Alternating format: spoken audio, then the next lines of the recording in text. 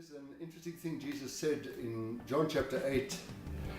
He said to the people who believed in him, he told this too, which means it's you and I, he said to believers. And he said, you really are my disciples if you hold to my teaching. So you can't be a disciple of Jesus if you don't hold to what he taught. But then he tells something really interesting in the next verse. He says, when you know the truth will make you free. And really what he's saying is the truth you know that makes you free. And when you know the truth, you're able to walk in the truth and be his disciple and do what he taught.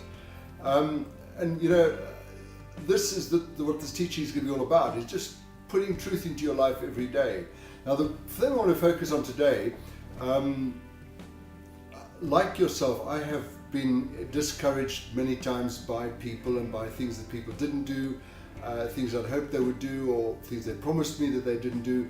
And what you sometimes do when that happens is you kind of get hurt, you become discouraged, and you withdraw from them. Now, sadly, we do something very similar with the Lord.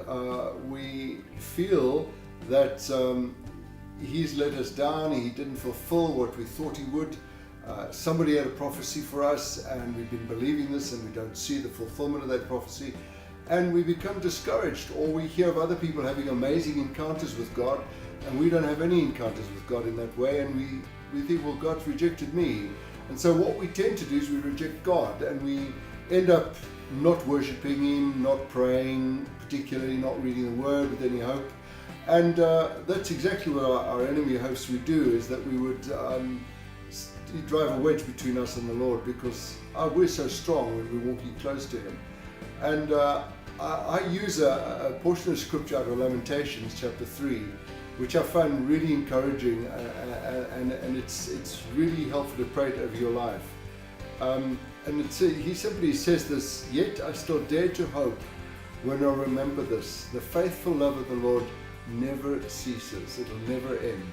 And I take that and I apply that as truth over what I feel, because truth must be the basis on which we establish our feelings. And we sometimes get it the wrong way around. We say, I feel rejected, so I'm going to behave in this way. But we're going to say, no, the truth is what I'm going to respond to. So I'm saying to God, I dare to hope every time I remember this truth, that your faithful love will never ever end for me. There's nothing I can do to stop you from loving me. I can't disappoint you. I can't let you down enough for you to stop loving me. You loved me in the beginning. You will always love me. And so I take this truth and I pray it over my life. And I say the following. I say, Father, thank you for your love for me, which is constant and will never end. And I dare to hope this morning, because I remember that your love for me will never end. And I thank you for that truth. And I bless you guys, and I pray that this truth will really quicken something in your own heart. What I suggest you do, take this one portion of scripture, that's Lamentations chapter 3 verse 21, and simply apply it to your life. Over every discouragement, say, I dare to hope, because the faithful love of the Lord will never end.